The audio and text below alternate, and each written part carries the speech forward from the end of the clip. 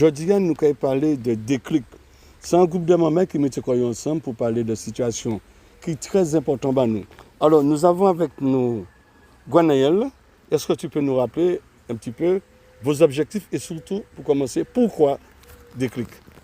Alors la déclic, c'est pour donner un endroit et un moment pour amener des sujets comme le changement climatique, l'eau, d'autres limites planétaires, d'autres sujets en lien au plus près du public, pour amener la science au plus près d'eux et qu'ils puissent échanger avec des personnes sachantes, mais aussi pouvoir, avec ce qu'ils apprennent, donner un espace de partage, de discussion, qu'est-ce qu'on peut faire, qu'est-ce qu'on veut pour la Martinique pour demain. On a des déséquilibres majeurs, du changement climatique notamment, qui sont en cours. Et donc, nous, on propose des réflexions pour s'adapter. Comment on amène ça dans nos vies? Qu'est-ce qu'on fait? Alors, cette année, vous avez mis l'accent sur quoi? Alors, cette année, on a mis l'accent sur l'eau et sur l'adaptation. L'eau, pourquoi l'eau? Parce que l'eau est partout, mais l'eau est vraiment à risque aujourd'hui. On sait que l'ONU récemment a acté la faillite globale de l'eau. Et donc on sait que la manière dont on fonctionne avec l'eau n'est plus possible. L'eau est manquante, l'eau est en faillite en fait. On en utilise plus qu'elle a sa capacité à se recharger et en plus quand elle se recharge, elle est très polluée. Donc nous proposons vraiment de refaire les chemins de l'eau, repenser la manière dont on agit avec l'eau. Il faut vraiment, mais dans un état d'esprit vraiment on arrête tout ce qu'on sait sur ça et on repense les choses différemment. Comment on se réapproprie un nouveau fonctionnement avec l'eau. Alors pour cette année 2026, quels ont été les temps forts? Alors pour 2026, cette année déjà, on a eu un premier temps. En fait, on a 4 dates déclic cette année.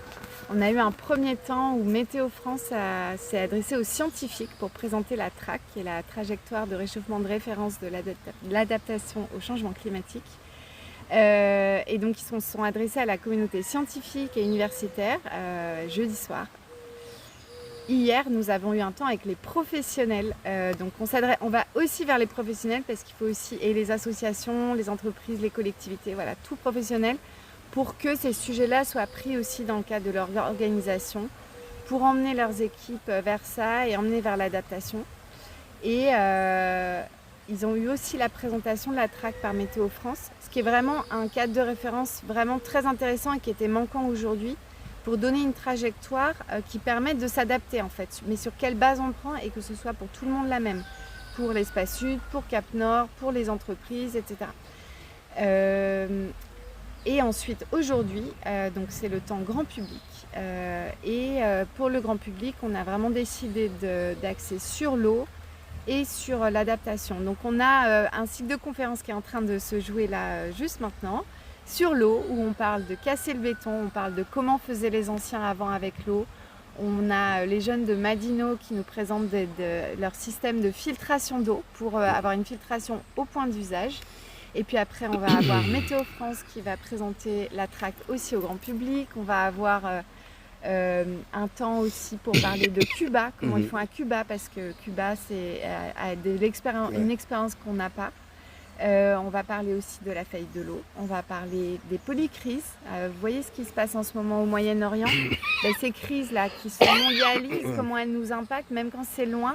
Et donc même tous les déséquilibres dont on parle, du changement climatique, de la faillite de l'eau, comment, même quand il y a des choses qui se passent loin, comment elles nous impactent ici. Et puis on va avoir un temps artistique, un peu surprise à midi, du Belay, un beau temps Belay qui nous sera offert. Il y aura aussi la capoeira après. Et puis cet après-midi, on va avoir un grand beau cantage. Après, on va d'abord commencer par un temps pour s'émerveiller du vivant. Et puis un grand beau cantage où on va parler de cascade, de marronnage écologique. Comment on peut faire différemment et surtout... Ouais, nous allons continuer entretien nous et puis Gwenaëlle. Ou tu l'as ajouté en les droits. Tu voulais dire quelque chose en particulier sur l'eau? Oui. Vas-y. Alors, on entend peut-être, on est à côté de la rivière là. Ouais. Ce qui est formidable à l'écolieu de Tivoli, c'est un endroit qui est vraiment pensé en système. en boucle en fait. Ouais. Hein. Et il y a cette rivière, la rivière Madame, qui coule le long de l'écolieu. Et alors quand on arrive à l'écolieu, on voit cette eau. Voilà. Et là, ce qu'on propose aujourd'hui, c'est aussi d'aller voir là où on ne voit pas l'eau. Donc Théo, tout à l'heure, va faire une visite pour reprendre le chemin de l'eau dans l'écolieu. L'eau, elle est dans les sols, elle est dans les feuilles, elle est partout.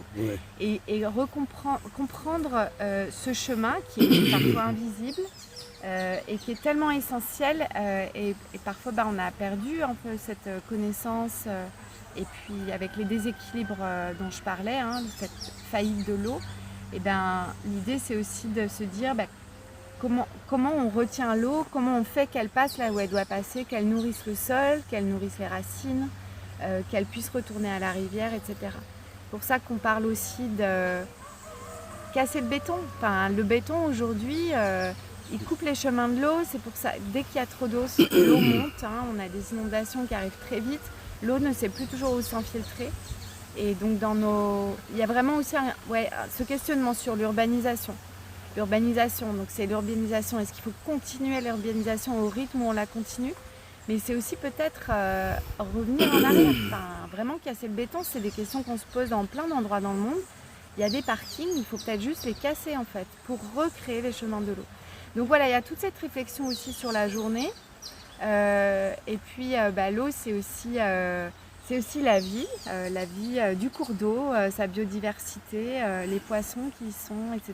Et donc il y a Sentinelle des rivières aussi qui est là aujourd'hui avec nous, qui pêche des espèces et puis qui sensibilise sur les espèces de la rivière Madame, le kérax. Alors j'ai pas retenu toutes les espèces que je connais pas très bien.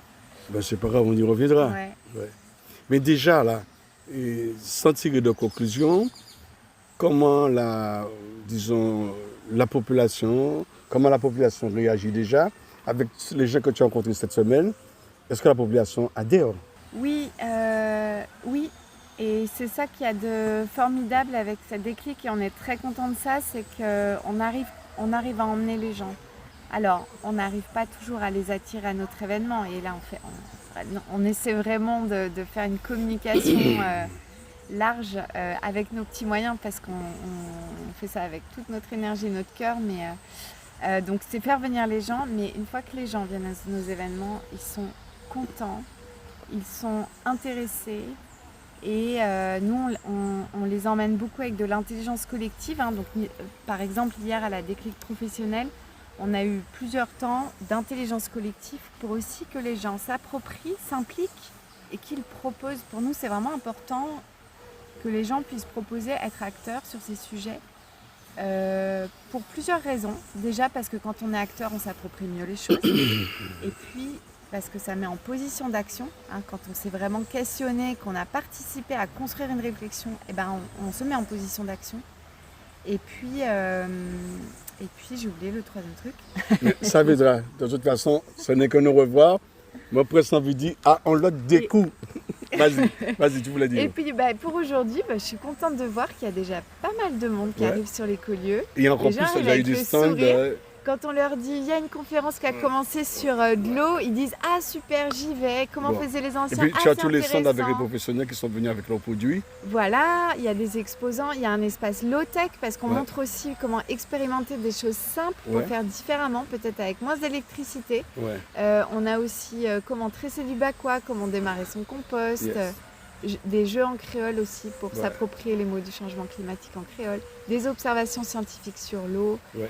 Et puis Bambouman qui sera là en fin de journée pour nous faire un super concert. Et puis Casaliande qui s'occupe des enfants, qui leur fait faire des jeux en lien avec le vivant, des jeux de motricité. Ils vont faire un filtre à eau aussi, ces enfants, aujourd'hui. Donc ça va être super. Voilà. Je te remercie. À bientôt. Merci.